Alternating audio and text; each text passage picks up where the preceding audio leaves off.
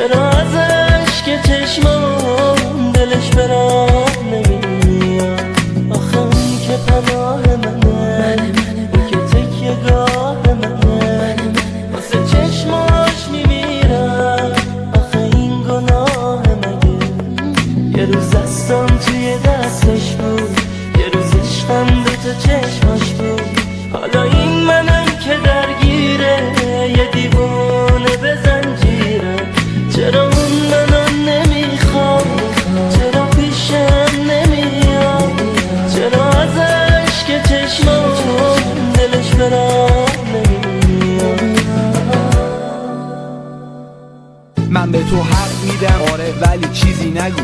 تو عاشق شدی ولی واسش مهم نبود. نمیتونم بگم فراموش کن، منم مثل تو بودم. اون وفادار نبود، منم وفادار نموندم. الان مدت زیادی میگذره از قطع رابطه، ولی نمیدونم کی باعث یا کدوم حادثه. هستم دلیل اصلی رفتنش از پیشم، همون از اتهامات دارم دیوونه میشم. پس عاقبت نداره درگیر عاشقی شدم. چه گلی به سرم زدم منی که عاشق شدم، منی که حاضر شدم بگذرم از همه چیز به خاطر کسی که شد زیباتر از هر چیز. پس چیزی نگو، چه چیزی بگه چه چیزی نگه، با این که میدونم دل واسه صداش تنگه. فراموش کن کسی که هرگز به دست نمیاد، به دست بیار کسی که هرگز نمیره از جا. چرا اون منو نمیخواد؟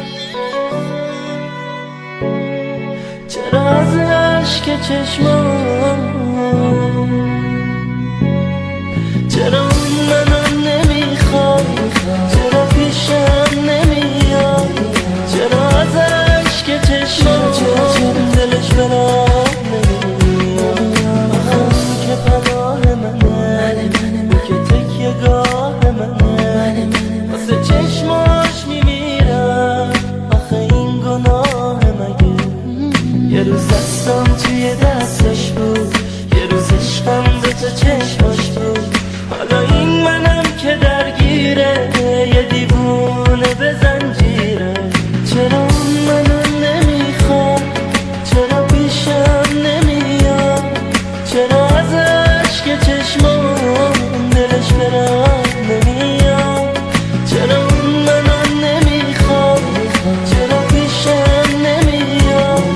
چرا از اشک چشمام دلش برام نمیاد؟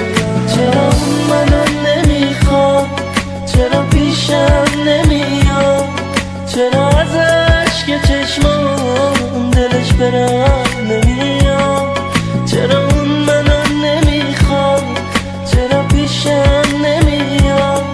چرا از اشک چشمام دلش برام